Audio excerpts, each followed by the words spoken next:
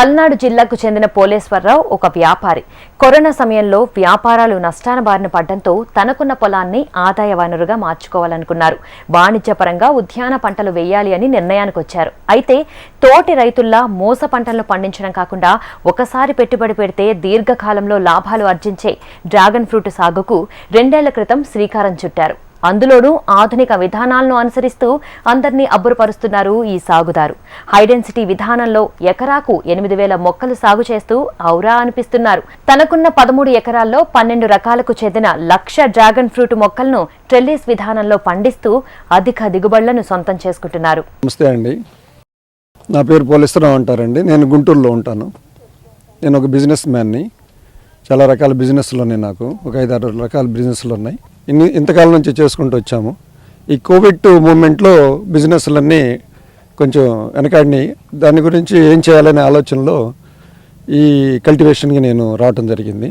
హార్టికల్చర్లో బాగుంటుంది, హార్టికల్చర్ ఏదైనా బాగుంటుంది, కమర్షియల్గా మనకి ఈల్డింగ్ వస్తుంది, ఇన్కమ్ వస్తుంది అనే కాన్సెప్ట్లో హార్టికల్చర్లో కూడా ఏది బాగుంటుందనే కాన్సెప్ట్లో చెక్ చేస్తే డ్రాగన్ ఫ్రూట్ అని నాకు బాగా వరల్డ్లో ఎవరు లాస్ లేని బిజినెస్ నేను సర్వే చేస్తే ఎవరు కూడా లాస్ పోయిన వాళ్ళు లేరండి ఈ డ్రాగన్ ఫ్రూట్లో, డ్రాగన్ కల్టివేషన్లో. దీంట్లో ఏంటంటే ఫ్రూట్ మీద ఇన్కమ్ వస్తుంది, తర్వాత ఆఫ్టర్ ఫ్రూట్ అయిపోయిన తర్వాత మొక్క మీద కూడా, నర్సరీ మీద కూడా మనకి ఇన్కమ్ వస్తుందండి.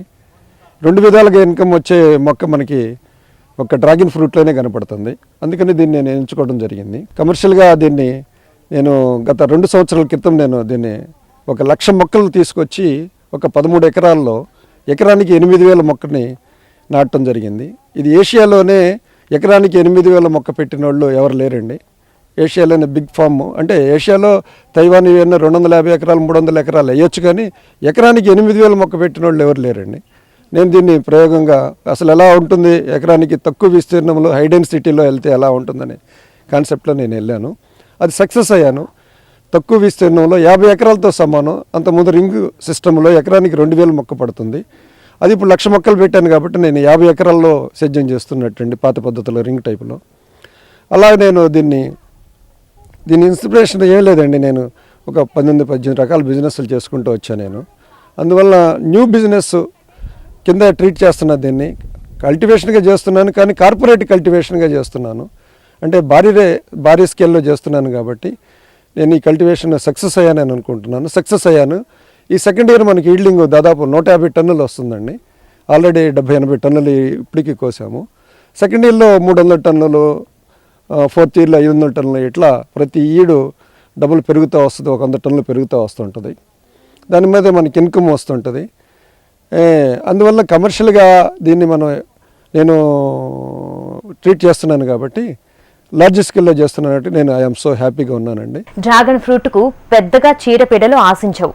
అధిక వర్షాలు కురిసినప్పుడు, వేసవిలో ఉష్ణోగ్రతలు పెరిగినప్పుడు మాత్రం మొక్కలను చంటి పిల్లలా గమనిస్తూ ఉండాలి అని సాగుదారు సూచిస్తున్నారు. డ్రాగన్ ఫ్రూట్ మొక్కలు 35 డిగ్రీల ఉష్ణోగ్రతను తట్టుకోగలవు. అంతకు మించి ఉష్ణోగ్రతలు నమోదైనప్పుడు షేడ్ నెట్స్, స్ప్రింకర్స్ వాడకుండా వేసవిలో 2 నెలల పాటు సున్నాన్ని మొక్కలపై పిచికారీ చేయాలంటున్నారు పోలేశ్వరరావు.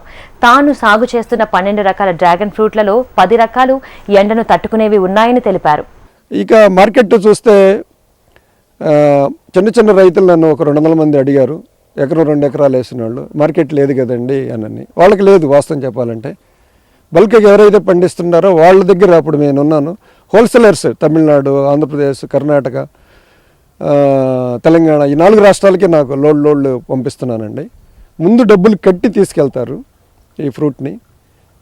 అందువల్ల నేను మార్కెట్లో కూడా సక్సెస్ అయ్యాము. పెంచడంలో ఎట్లయితే సక్సెస్ అయ్యామో ఈ కల్టివేషన్ని, ఈ డ్రాగన్ ఫ్రూట్ని మార్కెట్లో కూడా బాగా సక్సెస్ అయ్యాను నేను. ఎందువల్లంటే బల్క్గా అతనికి హోల్సేలర్కి ట్రిప్కి 4 టన్నులు, 3 టన్నులు, 5 టన్నులు, 10 టన్నులు కావాల్సి వస్తుంది. అది నేను సప్లై చేయగలుగుతున్నాను. అందుకని నన్ను అప్రోచ్ అవుతున్నారు వాళ్ళు. అందువల్ల మార్కెట్ ప్రాబ్లం మీకు ఎలాంటి ప్రాబ్లం లేదు. కాకపోతే రైతులు నేనేం చేస్తున్నానంటే శక్తిగా ఉంటే ఎక్కువగా మొత్తంలో వేసుకోమని చెప్తున్నాను. అందుకని మార్కెట్ ప్రాబ్లం లేదు. దీనికి ఈ డిసీజు చూస్తే దీనికి డ్రాగన్ ఫ్రూట్కి డిసీజులు ఎక్కువ ఆశించదండి. ఒక ఫంగస్ అని వస్తుంది. ఆ ఫంగస్ని మనం కంట్రోల్ చేసుకోవాలి. అది కూడా ఎక్కువ వర్షాలు ఉన్నప్పుడు కానీ, లేకుంటే ఎక్కువ ఎండలు మనకి వచ్చినప్పుడు కానీ ఫంగస్ అటాక్ అయ్యిద్దండి. ఆ ఫంగస్కి మనకి చాలా మెడిసిన్స్ ఉన్నాయి. ఆ ఫంగస్ ఆర్గానిక్లోనే ఉన్నాయి. మళ్ళీ అది కూడా ఆర్గానిక్లో ఇది సేకరిస్తుంది. ఆర్గానిక్లో మేము స్ప్రే చేస్తున్నాం, చాలా కంట్రోల్ చేయగలిగాము ఈ డిసీజ్ని. అట్లా మనం ఎండకి తట్టుకునే గుణం ఇది 35 డిగ్రీస్కే ఇది మనం తట్టుకోగలుగుతుందండి. అది మనకి 48 అట్లా వచ్చింది మన లాస్ట్ టైము. దానికి మనం ఏం చేస్తామంటే దాన్ని సపోర్ట్ చేస్తాం. చాలామంది షేడ్ నెట్లని స్ప్రింకర్స్ అనేది పెడతారు, అది కరెక్ట్ కాదు. అది ఇమ్యూనిటీ ఎక్కువైపోయి డ్యామేజ్ అవుతుంది. అందువల్ల దీనికి కోయిల్ అనేది ఒక సున్నం ఉంటుందండి. అది నెలకు ఒకసారి మన సమ్మర్లో 2-3 సార్లు కొట్టుకుంటే అది సపోర్ట్ చేస్తుంది. ఎండ ఎక్కువ దాని మీద పడకుండా ఒక 7-8 డిగ్రీలని ఆపుతుంది అది కోయిల్ అనే సున్నం. అందువల్ల ఎండ ఎప్పుడైనా సరే 2 నెలలు మాత్రం మనం ఎండాకాలం 2 నెలలు దీన్ని సపోర్ట్గా మనం రక్షించుకోవాల్సిన అవసరం ఉంది. కానీ ఇప్పుడు ఏంటంటే ఈ కొమ్మలు కూడా ఇప్పుడు ఈ డ్రాగన్ ఫ్రూట్ కూడా ఎండకు తట్టుకునే వెరైటీ మన దగ్గర ఆల్రెడీ తీసుకొచ్చాము. 12 వెరైటీలు మన దగ్గర ఉన్నాయి. డైమండ్ పింక్ అని, జైన్ రెడ్ అని, E variety, F variety, G variety, అట్లా జైన్ రెడ్ అని, Taiwan pink, Vietnam pink, CM red, jumbo red, ఇట్లా ఒక 12 రకాలు ఉన్నాయండి. అన్నీ కూడా మా 12 రకాల్లో ఒక 2 రకాలు తట్టుకోవట్లేదు, 10 రకాలు కూడా హ్యాపీగా ఉన్నాయి. ఈ 2 సంవత్సరాల నుంచి మేము ఎండకి తట్టుకునే గుణం ఉన్న వాటిని మేము పెంచగలిగాం. చాలా బాగా సక్సెస్ అయ్యాం అనుకుంటున్నాము. పోతే ఎప్పుడు కూడా దీన్ని పసిపిల్లలాగా చూసుకోవాలండి. ఈ క్రాప్ని మొండి జాతే కానీ మనం కమర్షియల్గా పండిస్తున్నాం కాబట్టి మనం దాన్ని ఎవరీ కేర్గా ఉండాలి. ఏ రోజుది ఆ రోజు చేసుకుంటూ వెళ్ళాలి. దీని మెజర్మెంట్ కూడా 10 to 10 ఇచ్చుకోవాలండి. అది 10 అడుగులకి ఒక పోల్ వేసుకుంటూ దున్నేదానికి కూడా 10 అడుగులు వేయాలి. ఈ 10 అడుగులు సిస్టమేటిక్గా వెళ్ళాలి. 2 లైన్లు వేసి నేనేం చేశానంటే 2 డ్రిప్పులు పెట్టి 2 లాటర్లు లాక్కొని 2 లైన్లు వేసుకొని పైన అల్యూమినియం వైర్లో ఒక 8 లైన్లు లాక్కొని పందిరిలాగా ట్రెల్లిస్ విధానంలో వెళ్ళాను నేను.